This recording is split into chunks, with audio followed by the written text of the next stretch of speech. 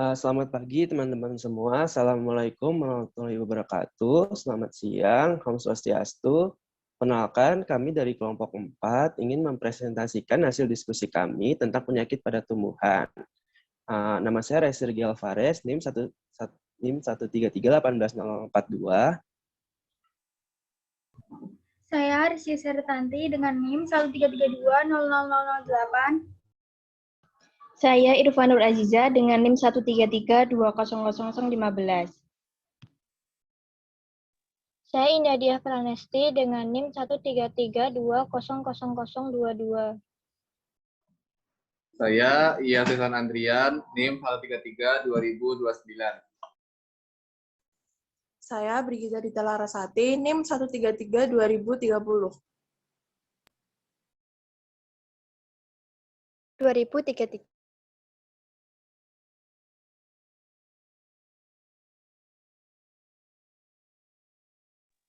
Ya, untuk bahasan yang pertama langsung akan dibawakan oleh teman saya. Definisi penyakit tumbuhan. Penyakit tanaman dalam arti luas adalah suatu aktivitas fisiologi yang merugikan akibat gangguan terus-menerus oleh faktor penyebab primer dan dinyatakan melalui aktivitas sel yang abnormal serta ditunjukkan dalam keadaan patologis yang khas atau disebut gejala. Dari gejala ditimbulkan cukup jelas dilihat bahwa penyakit dapat menurunkan kualitas atau nilai ekonomis dan merupakan akibat interaksi yang cukup lama. Perbedaan tanaman sakit dengan tanaman sehat. Tanaman sakit adalah suatu keadaan proses hidup tanaman yang menyimpang dari keadaan normal dan menimbulkan kerusakan. Makna kerusakan tanaman adalah setiap perubahan pada tanaman yang menyebabkan menurunnya kualitas dan kuantitas hasil. Sedangkan tanaman dikatakan sehat atau normal apabila tanaman tersebut dapat melaksanakan fungsi-fungsi fisiologisnya sesuai dengan potensial genetik terbaik yang dimilikinya.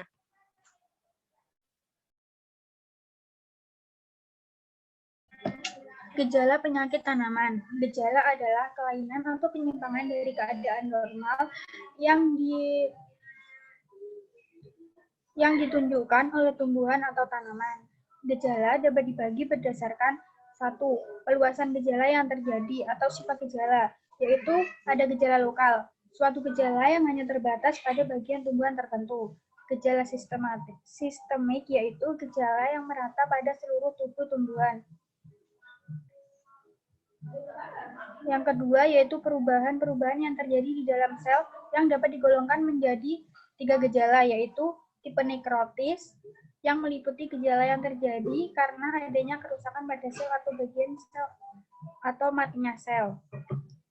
Yang kedua yaitu tipe hipoplastis yang meliputi gejala-gejala yang terjadi karena terhambat atau terhentinya pertumbuhan sel.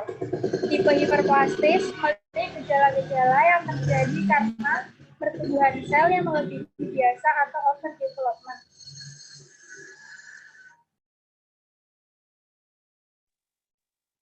Bagian tanaman yang diserang penyakit dan penyebab penyakit. Yang pertama, busuk biji disebabkan oleh bakteri. Yang kedua, kernel smooth disebabkan oleh jamur. 3, hawar semai disebabkan oleh jamur. 4, busuk buah disebabkan oleh jamur. 5, busuk polong disebabkan oleh serangga. 6, bercak daun disebabkan oleh jamur. 7, hawar ranting disebabkan oleh jamur. Dan hawar bunga disebabkan oleh jamur.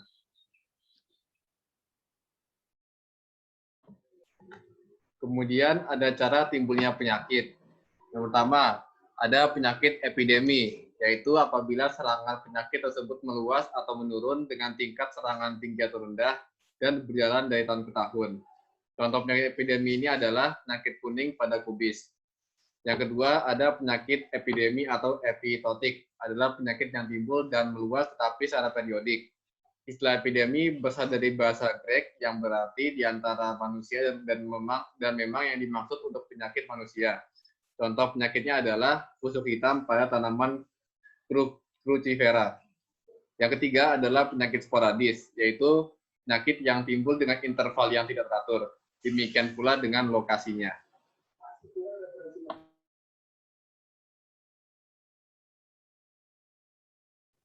Cara mengendalikan penyakit tanaman. Pengendalian penyakit adalah cara yang dilakukan untuk mencegah, mengurangi, atau membasmi penyakit dan tingkat kerusakan pada tanaman yang terkena penyakit sehingga dapat memproduksi tanaman dengan hasil yang maksimal. Adapun cara pengendalian penyakit pada tanaman dapat dilakukan dengan cara yang pertama yaitu uji kesehatan tanaman, yaitu dilakukan dengan penggunaan biji yang bebas penyakit. 2. Sertifikasi, yaitu pemberian sertifikasi tanaman sehat dan menghilangkan tanaman berpenyakit agar tidak menularkan pada tanaman lain. 3. Yaitu disinfeksi, yaitu perlakuan biji dengan bahan kimia untuk menghilangkan penyakit. 4. Modifikasi cara bercocok tanam, yaitu pengaturan tanggal penanaman yang cocok bagi tanaman dengan menyesuaikan musim, pengaturan jarak tanam, irigasi, dan drainase, serta pemupukan.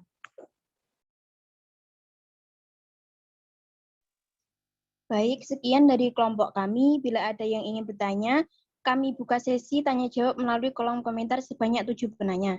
Terima kasih. Wassalamualaikum warahmatullahi wabarakatuh.